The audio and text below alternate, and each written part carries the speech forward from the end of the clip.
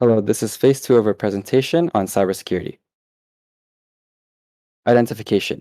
When we were identifying user needs for phase one of our project, we came up with a problem statement which addresses the problem of reducing the number of students in post-secondary institutions who are victims of cyber attacks.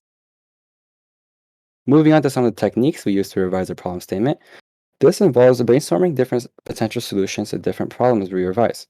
Along with that, we also focus on statement restatement technique where we relate our root goal to the problem revision that we came up with.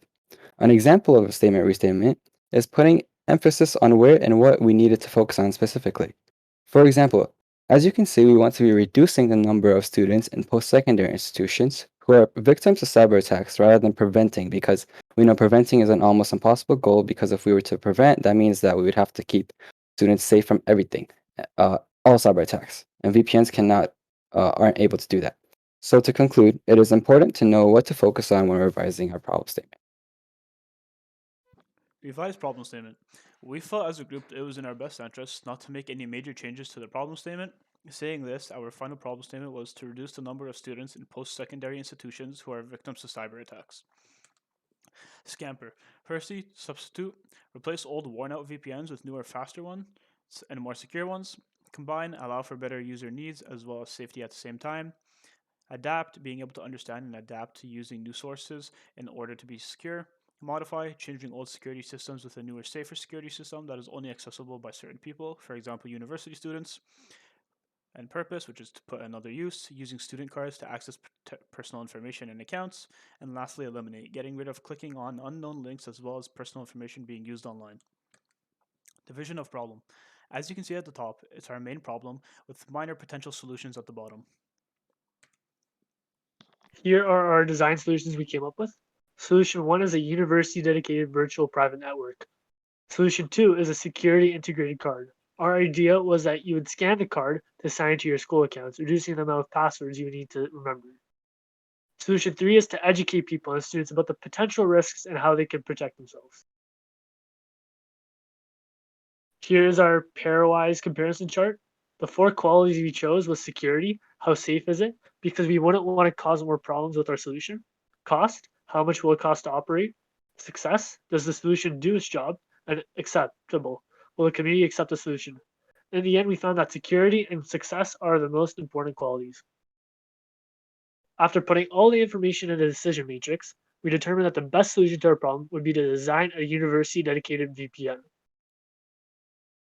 Our final design is AirPlus VPN. Our goal is to develop an easy-to-use, safe, and effective VPN designed to protect students and staff on campus while online. AirPlus is directly integrated with each university's personal software. AirPlus automatically turns on when logged into the secure school Wi-Fi, which creates virtually no obstacles for students who are not familiar with technology. A corresponding VPN account is created automatically when a school account is created, meaning there will be no new expectations of students and staff, making it very efficient and simple to use. AirPlus is a second-party VPN service, meaning only university administration will have direct access to the VPN servers, meaning personal information will not be shared or accessible to third-party companies, ensuring our main focus, cybersecurity. Our design format is very simple. Step 1, we will have to create the VPN. Step 2, before we implement it, we have to educate students and staff on how it works. Step 3, we have to integrate the VPN service into the university servers and the corresponding electrical equipment. And lastly, we will give universities access to our AirPlus across Canada. Some of the restrictions requirements include making the VPN compatible with a variety of electronic devices, specifically the ones shown. The main reasons for these restrictions are to improve the effectiveness of the VPN by including a variety of security modes. Our project must be beneficial to investors and our targeted community. It would be beneficial to investors because of the exponential growth in the tech industry. Investors would know that if we run a reliable and useful piece of tech, they would want to invest in our project. For our targeted community, the benefits include bringing extra cybersecurity to staff and students of any Canadian university. This project relates to our SDG of cybersecurity because it focuses on securing cyberspace in Canadian universities, meaning protecting the community from potential cyber threats that invade innocence and interfere with the study space. Here are our resources, and thank you for watching our presentation.